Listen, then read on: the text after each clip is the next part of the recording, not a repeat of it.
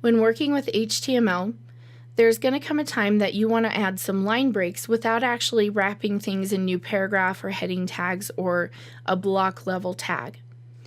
So in this example, we have a short poem, roses are red, violets are blue, sugar is sweet, and so are you.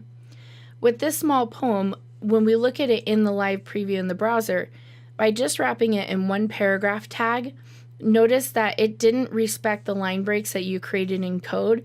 It's just going to be all in one line. But when it comes to poetry or song lyrics or things of that nature, we want to break lines at certain points so it's easier to read and people can read it properly, especially if they rhyme.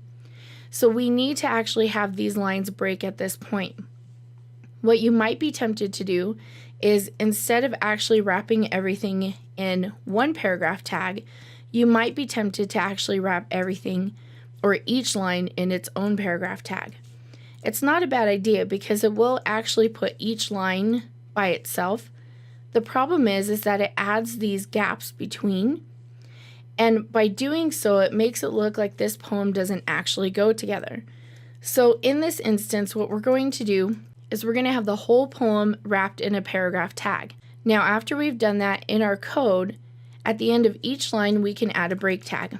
Now, this is called an empty tag because it doesn't have an opening and closing tag. It just has the one tag because it's not meant to wrap around anything. It's just supposed to break it at this specific point in time.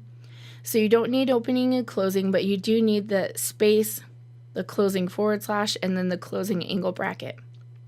So now when I look at this version with just one break, you can see that roses are red has a break, there's no gap, and then the rest of these need breaks as well. So I'll go ahead and copy this line break and then paste it here. And we don't necessarily need to break this one because if we come over here, there will be a natural break created by this closing paragraph tag. So let's use a different example for this.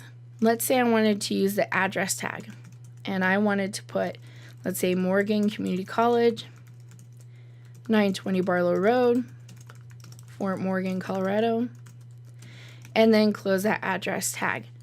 Again, when I come over here, notice that the address tag automatically makes it look italics.